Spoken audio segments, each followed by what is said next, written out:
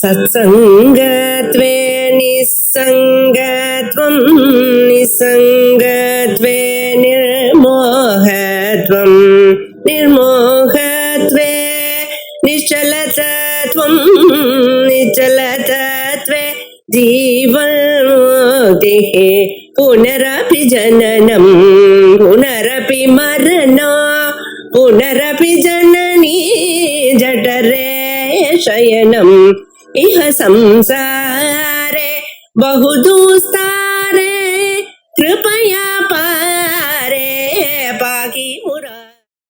இந்த நாலாவது வித்தியாசம் சித்துகாச்சாரியர் சொன்னது. இது என்னன்னு கேட்டா சுவாஸ்திரிய நிஷ்ட அத்தியந்தாபாவ பிரதியோகி. எதை நாம வித்தியன்னு சொல்ல போறோமோ அந்த வஸ்துல ஸ்வம்னு எடுத்துக்க வேண்டியது. அதற்கு எது ஆசிரியமோ, அதாவது அந்த வஸ்து எதுல இருக்கிறதாக தெரிகிறதோ அதுதான் அதுக்கு ஆசிரியம்னு சொல்றோம். அந்த ஆசிரிய நிஷ்ட அத்தியந்தாபாவம் அப்படின்னா அந்த ஆசிரியத்தில் இருக்கக்கூடிய அத்தியந்தாபாவம் அபாவம். அந்த அபாவத்துக்கு அது பிரதியோகியாக, அதாவது அந்த வஸ்து எந்த இடத்துல தெரிகிறதோ அதே இடத்துல அதனுடைய அபாவம் இருக்கு. அப்படி இருந்தால் அந்த வஸ்து நிச்சயம் சொல்லணும். இதுதான் இதுக்கு அர்த்தமா. ஆசிரிய நிஷ்ட அத்தியந்தாபாவ பிரதியோகித்துவம், தான் இருக்கும் இடத்திலேயே தன்னுடைய அத்தியந்தாபாவம் இருக்கிறது. அப்படி இருந்தால் அந்த வஸ்து நிச்சயம். இப்ப இங்க ஒரு சந்தேகம் வருது. இது நமக்கு ஏற்கனவே தெரிஞ்ச விஷயம். இரண்டாவது வித்தியாசம் என்னன்னா பிரதிபன்னோபாது சொல்லியிருந்தார். அதுக்கும் என்ன அர்த்தம்? அந்த வஸ்து எங்க இருக்கிறதாக தெரிகிறதோ அதே அதிகரணத்துல மூன்று காலத்திலும் அதனுடைய அத்தியந்தாபாவம் இருக்கு அப்படின்னு எனக்கு அர்த்தம். இதுவும் அதேதானே. இப்ப அந்த இரண்டாவது வித்தியாசமும் இந்த நாலாவதாக சொல்லக்கூடியதும் ஒன்றுதான், ஒரு வித்தியாசமும். அப்படி இருக்கா நாலாவதாக சொல்லணும். அதனால என்ன பண்ணாருன்னா இதை நாலாவதாக சொல்லியிருக்கு. அதுக்காக என்ன பண்ணாருன்னா கொஞ்சம் வித்தியாசப்படுது. ரெண்டுக்கும் என்ன வித்தியாசம் அப்படின்னு கேட்டா, இந்த வித்தியாசத்தை ரெண்டு பாகமா பிரிக்கின்றார். அதாவது அத்தியந்தாபாவ பிரதியோகித்துவம் அப்படிங்கிறது ஒரு பாகம், பிரதிபன்னோபாதிங்கிறது இன்னொரு பாகம். பிரதிபன்னோபாதி முன்னாடி சொல்லலாம். அதாவது ரெண்டு பாகம் இருக்கு, அதை வச்சுப்போம். அதாவது தான் எந்த இடத்துல தெரிகிறதோ அந்த ஆதாரம் அப்படின்னு ஒரு அம்சம், அந்த ஆகாரத்துல அதனுடைய அத்தியந்தாபாவம் இருக்கணுங்கிறது இரண்டாவது விஷயம். முன்னாடி சொல்லக்கும் இப்ப சொல்லக்கும் என்ன வித்தியாசம் பண்ணலாம்னு சொன்னா, தன்னுடைய அபாவம் இருக்கக்கூடிய இடத்திலேயே எது தெரிகிறதோ அது மித்யா. தான் தெரிகிற இடத்திலேயே அபாவம் எதுக்கு இருக்குமோ அது மித்யான்னு முன்னாடி ஏதோ இது பண்ற மாதிரி இருக்கு, மாயாஜாலம் பண்ற மாதிரி. அதாவது ஒண்ணும் இல்லை, இந்த ரெண்டு அம்சத்துல நாம விசேஷண விசேஷ பாவத்தை வித்தியாசப்படுத்தினோம்னா அந்த வஸ்து மாறாது. எப்படி மாறுறதுன்னு நான் வேற ஒரு உதாரணம் சொல்லி காமிக்கிறேன். ஒரு கடம் இருக்கு, அந்த கடத்துல ஜலம் இருக்கு. இந்த ஜலமும் கடமும் சேர்ந்து இருக்கு இல்லையா? இப்ப நான் இதை ரெண்டு தான் சொல்லலாம். ஜலத்தோடு கூடின கடம் இப்படி சொல்லலாம் இல்லையா? அதே மாதிரி கடத்தில் இருக்கிற ஜலம் வஸ்து அதேதான். ஆனா ஜலத்தோட கூடின கடம்னு சொன்னா அதுவும், கடத்தில் இருக்கிற ஜலம்னு சொன்னாலும் ரெண்டும் ஒண்ணு சொல்ல முடியுமா? கடத்தில் இருக்கிற ஜலம்னு சொன்னா அது ஜலம் ஆகுது, அது கடம் இல்லை. ஜலத்தோடு கூடின கடம்னு சொன்னா அது ஜலம் இல்லை, அது கடம். பதார்த்தம் அதே பதார்த்தம் தான். ஆனா என்ன ஆச்சுன்னா விசேஷண விசேஷ பாவம் வித்தியாசப்பட்டது. இந்த ஜலத்தோடு கூடின கடம் அது வேற, கடத்தோடு கடத்தில் இருக்கின்ற ஜலம் வேற. அதே வஸ்துவம் ரெண்டு நிமிஷம். இப்ப இங்க என்ன ஆச்சுன்னு கேட்டா, அந்த சுத்தி ரூபத்தை வச்சு பார்ப்போம். இந்த சுத்தி ரூபங்கிறது அந்த சுத்தியில நிஜமாக இல்லை, அதனுடைய அபாவம் அந்த சுத்தியில தான் தெரிகிறது இல்லையா? சுத்தி தான் ரூபியமா தெரியுது, அதனாலதான் சுத்தி ரூபியம் தெரியுது. அந்த ரஜதமானது எங்க தெரிகிறதுன்னு கேட்டா சுத்தியில தெரிகிறது. அந்த சுத்தியில ரஜதம்ங்கிறது நிஜமாக இல்லை. ரெண்டாம் இல்லைன்னா அத்தியந்தாபாவம். அதாவது தன்னுடைய அத்தியந்தாபாவம் இருக்கும் இடத்திலேயே அந்த ரஜதமானது தெரிகிறது அப்படி சொல்லலாம். அதே மாதிரி தான் தெரிகிற இடத்திலேயே அதனுடைய அத்தியந்தாபாவம் இருக்கிறது அப்படின்னு சொல்லலாம். ரெண்டும் அதே வஸ்துதான், ஆனா விசேஷ விசேஷ பாவத்தில் வித்தியாசம். முதல்ல சொன்னது ரெண்டாவது மித்யாத்வம் சொன்னோமே, அதுல என்னன்னு கேட்டா அந்த வஸ்து தெரிகிற இடத்திலேயே அதனுடைய அத்தியந்தாபாவம் இருக்க வேண்டும். எப்படி இருந்தாலும் மித்யா. இப்ப சொல்றது என்னன்னா அதனுடைய அத்தியந்தாபாவம் இருக்கிற இடத்திலேயே அது தெரிய வேண்டும். அப்படி தெரிந்தால் அது மித்யா. அப்ப இப்படி திரும்பி போட்டோம் அவ்வளவுதான். ஜலவிசிஷ்டோ கடக கட விசிஷ்டம் ஜலம் சொல்றாங்க. இப்படி பண்ணினதுனால அந்த திவ்ய மித்யாத்வத்துக்கும் அந்த நாலாவது மித்யாத்வத்துக்கும் வித்தியாசம் ஏற்படுது. இத சித்திக்காக சொல்றது. தச்ச ஸ்வாத்யந்தாபாவாதிகரணே ஏவ பிரதீயமானத்துவம். அத்தியந்தாபாவ அதிகரணி தன்னுடைய அத்தியந்தாபாவம் எந்த அதிகரணத்தில் இருக்குமோ அங்கேயே தெரியக்கூடியதாக பிரதீயமானமாக இருக்கணும் அப்படின்னு சொன்னதுனால அதாக பூர்வ வைலட்சண்யம் பொருள்னா திவ்ய மித்யாத்வத்தை காட்டிலும் இந்த சதுர்த்த மித்யாத்வத்துல வித்தியாசம் இருக்கு. வைலட்சண்யம் வந்தது. அப்புறம் தூஷண பரிகாரத்தை பூர்வது. இதுல நியாயாமத்துக்காரர் என்ன பண்ணாருன்னா அந்த சதுர்த்த மித்யாத்வம் இந்த சதுர்த்த மித்யாத்வம் ஏற்கனவே சொன்ன திவ்ய மித்யாத்வம் கிட்டத்தட்ட ஒண்ணுதான். ஏதோ இவர் மாற்றி விசேஷ விசேஷ பாவத்தை மாற்றி சொல்றதுனால வித்தியாசப்படுறதே தவிர வஸ்து அதுதான், அதே வஸ்து தான். அதனால அவர் என்ன சொல்றாருன்னா இங்க சொல்ல வேண்டிய தூஷணங்கள்லாம் நான் திவ்ய மித்யாத்வத்திலே சொல்லி முடிச்சுட்டேன். அதனால அந்த தூஷணங்கள் எல்லாத்தையும் இங்கேயும் சேர்த்துக்க வேண்டியது அப்படின்னு நியாயாமத்துக்காரர் சொல்றாரு. ஏதேன சதுர்த்தோபி நிரஸ்தா நியாயாமத்துக்காரர் சொன்னார். இவர் என்ன சொல்லலாம், நிராசம் பண்ணியாருன்னா அதுக்கு பரிகாரமான இவர் என்ன சொன்னார், பூர்வ தூஷண பரிகாரம் பூர்வத்து. அவர் முன்னாடி சொன்ன அதே தூஷணங்களை இங்கேயும் சேர்த்துக்க வேண்டியது அப்படின்னு சொன்னார். சித்திகாரர் என்ன சொன்னார்னா திவ்ய மித்யாத்வத்துல சொன்ன பரிகாரத்தை இங்கேயும் சேர்த்துக்க வேண்டியது. ஏன்னா அதிகப்படியான விசாரம் பண்றதுல அவர்களுக்கு இஷ்டம் இல்லை. எது விஷயமோ அது மாத்திரம் சொல்லா போகும். முன்னாடி சொன்ன விஷயத்தையும் திருப்பி திருப்பி சொல்லி அதை விசாரப்படுத்துறதுல தாற்பயம் சித்தசாரணம் வரும். அதுல சில விஷயங்கள் திருப்பி திருப்பி சொல்ல வேண்டியது. அதுல என்ன சித்தசாரணையில பௌனருக்தின்னு தோஷம், புனருக்தியில ஒரு தோஷம் சொல்லுவாங்க. புனருக்தி தோஷம் வருது. ஆனா புனருக்திங்கிறது சில இடத்துல குணம்னு சொல்லியிருக்காரு. ஒரு புனருக்தி சில விஷயங்கள்ல தோஷம், சில விஷயங்கள்ல குணம். இந்த அபியாசம்னு ஒரு தாத்பரிய லிங்கம் சொல்றோமே, அந்த தாத்பரிய லிங்கத்துல புனருக்தி தான் அபியாசம். திருப்பி திருப்பி சொல்றது அதே விஷயத்த அனன்யபர புனஸ்திரம் மறுபடியும் மறுபடியும் அதே விஷயத்தை சொல்றதுனால அபியாசம் அப்படின்னு ஒரு தாத்பரிய லிங்கம் இருக்கு. அதனால அது தோஷம் இல்லை, அது குணம். புனருக்திங்கிறது அதனால என்ன சொல்றேன்னா புனருக்திங்கிறது சில இடத்துல தோஷமாக சொல்லப்படுறது, சில இடத்துல குணமாக சொல்லப்படுறது. எப்படி இருந்தால் குணம், எப்படி இருந்தால் தோஷம் அது சொல்லிட்டா விஷயங்கிறது ரொம்ப துரூகமாக இருக்கும் காலத்தில் புனருக்தி அவசியம். அப்ப தோஷம் இல்லை. விஷயத்தை எப்படியாவது புரிய வைக்கணும், அதுதான் முக்கியம். புனருக்தி எல்லாம் பார்த்துட்டு இருக்க கூடாது. அப்போ புரிய வைக்கிறதுக்கு மறுபடியும் மறுபடியும் சொன்னாத்தான் புரியும், வெவ்வேறு விதமாக சொன்னாத்தான் புரியும் அப்படின்னு இருந்தால் அந்த இடத்துல புனருக்தி ஒத்துக்க வேண்டியது. புனருக்திங்கிறது தோஷம் இல்லை. ஆனா புரிஞ்ச விஷயத்த மறுபடியும் மறுபடியும் தர்வித கருவணம்னு சொல்றாரு. தொடக்கையே திரும்பி திரும்பி சொல்லிட்டு இருக்கிறது. இந்த புனருக்தி தான் வேண்டாது, தேவையில்லாது அப்படின்னு சொல்லியிருக்காரு. இந்த இது நான் சொல்றேனே இந்த விஷயம் சபரஸ்வாமி சொல்லியிருக்காரு. அவர் என்ன சொல்றார், புனருக்தகா மகான் தோஷா. புனருக்திங்கிறது ஒரு பெரிய தோஷம்னு சொல்ல முடியாது. எப்ப புனருக்தி தோஷம் இல்லைங்கிறத சொல்றார், தத்வாகிரகணா வித்தகா புனః உக்தமபி பகு மன்யந்தே ஏவா. இவாள்லாம் என்ன பண்றாங்க, இந்த பையன் நான் ஒரு தடவை சொன்னால் புரிஞ்சுக்க மாட்டான், தத்துவத்தை புரிஞ்சுக்க மாட்டான் அப்படிங்கிற பயத்தினால மறுபடியும் மறுபடியும் அதே விஷயத்தை எடுத்து சொல்றான். அதாவது இவாளுடைய அபிப்பிராயம் எப்படியாவது அவன் புரிஞ்சுக்கலாம், அது எத்தனை தடவை சொன்னாலும் பரவாயில்ல. அதனால அந்த புனருக்திய குணமாக எடுத்துருக்கார். இப்போ கட்டத்துல அதை திருப்பி சொல்லலாம். ஆனா இந்த விஷயம் ஒன்றும் பெரிய விஷயம் இல்லையே, நமக்கு சர்வதா விபரீதமா தெரியவே தெரியாத துரூகமா இருக்கக்கூடிய விஷயமா இருந்தால் மறுபடியும் மறுபடியும் நிறைய தடவை சொல்லலாம். கீதையில எத்தனையோ தடவை ஒரே விஷயத்தை சொல்றாரு பகவான், திருப்பி திருப்பி சொல்றாரு. ஆவர்த்தி வருது. ஆனா இந்த விஷயங்கள்லாம் அங்க சொன்னதை அப்படியே பார்த்துக்கோ அப்படின்னு சொல்லலாம். அது என்ன கொஞ்சம் பார்க்கலாம். அவர் பண்ண தோஷம் என்னன்னா, அத்தியந்த அபாவம் இருக்குன்னு சொல்றியே, அது தெரிகிற இடத்துலயே அதனுடைய அபாவம் இருக்குன்னு சொல்றியே, இந்த அபாவத்தை பிராதிபாசிகம்னு சொல்லுவியா, வியாபகாரிகம்னு சொல்லுவியா, பாரமார்த்திகம்னு சொல்லுவியா? இத மூணு தான் சொல்லியா. இந்த மூணுல ஏதாவது ஒன்னான்னு சொல்லணும். பாரமார்த்திகம் அபாவம் அப்படின்னு சொல்லிட்டு ஆனால் அப்ப அத்வைதத்துக்கு ஹானி. பிரம்மம் ஒண்ணு, பாரமார்த்திகம், இந்த அபாவம் ஒண்ணுன்னு வந்துடும்.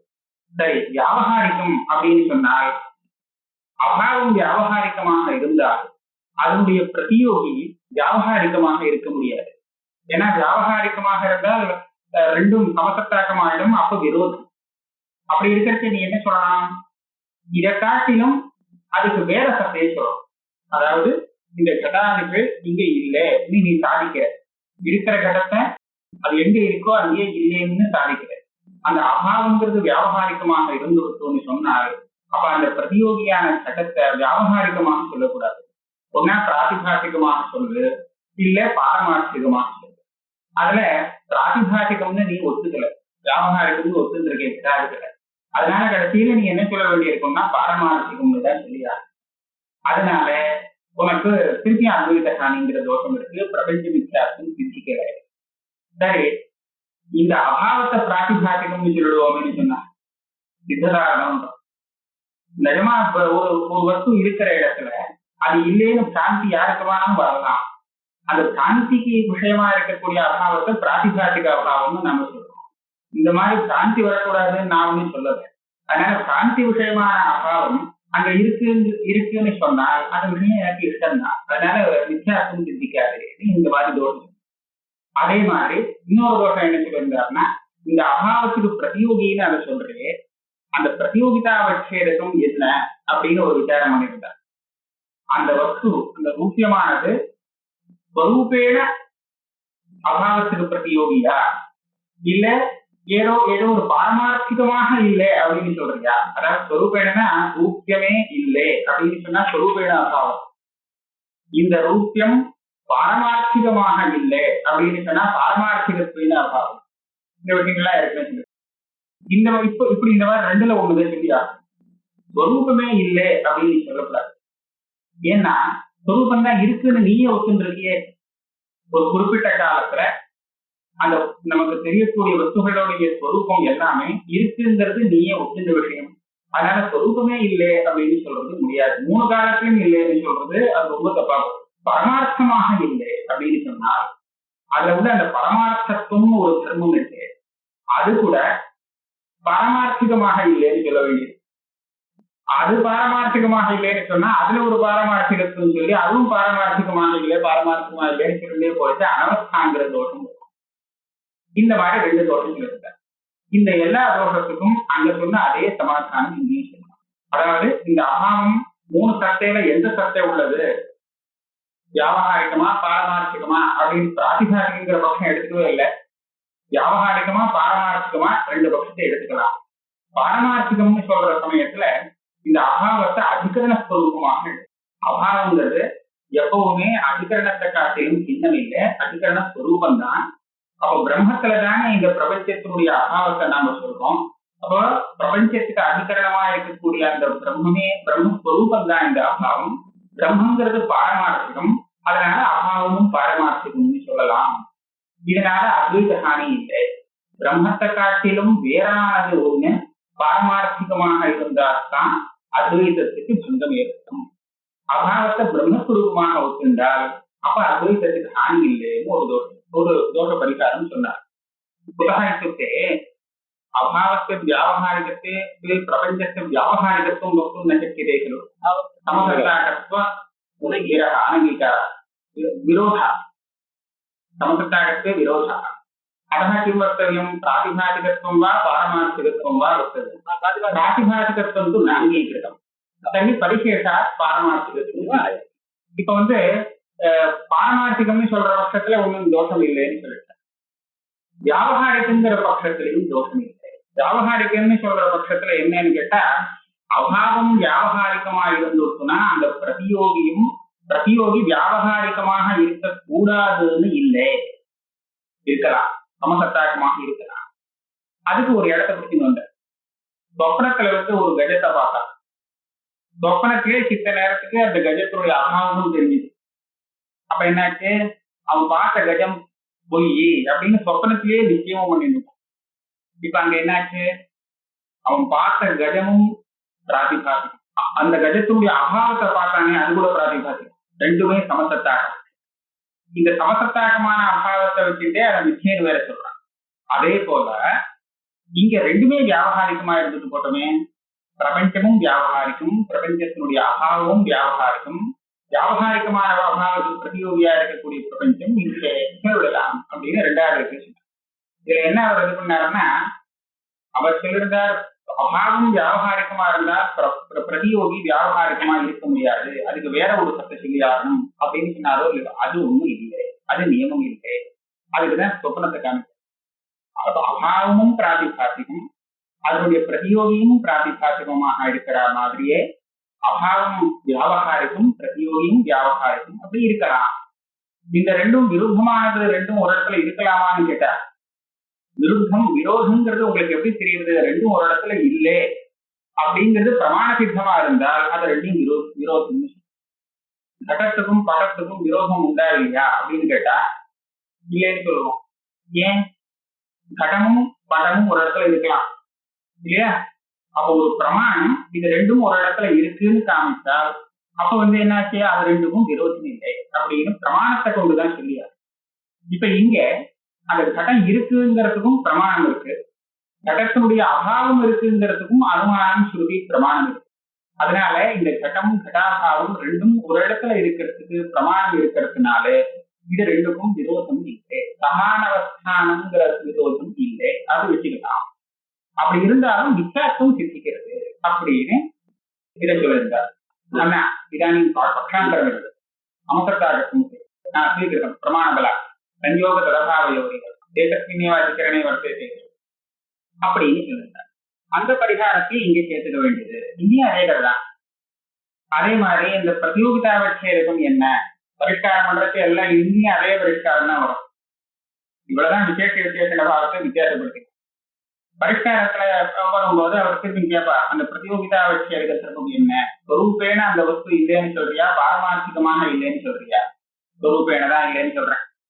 ஏன்னா பிராந்தி வந்ததுக்கு அப்புறம் அது பாகம் வரும்போது எப்படி தெரியுது, நாசி பக்தி பக்தி இந்த ரஜதமே இல்லைன்னு தான் தெரியுது. ரஜதம்னு பாத்தீங்கன்னா இல்லையோ அப்படி இல்லவே இல்லை அப்படிதான் தெரியுது. இல்ல ரஜதம் தான், ஆனா பரமார்த்த ரஜதம் இல்லை அப்படியா தெரியுது? அப்படி தெரியவே இல்லை. அதே மாதிரி ஸ்ருதி இந்த பிரபஞ்சத்தை நிஷேதம் பண்ண போது எப்படி சொல்றது, நேகனானா ஸ்ரீ கிஞ்சனா அப்படிங்கிறது இங்க எதுவுமே இல்லை, பிரம்ம பின்னமாக ஒண்ணுமே இல்லைன்னு சொல்றதே தவிர அதெல்லாம் பாரமார்த்திகமாக இல்லைன்னு ஒரு வார்த்தை சொல்லல, கேட்டுக்கல. அதனால சொரூபேன நிஷேதம்ங்கிறது தான் எனக்கு அப்படி இஷ்டம், சொரூபேன நிஷேதம் தான் இஷ்டம்.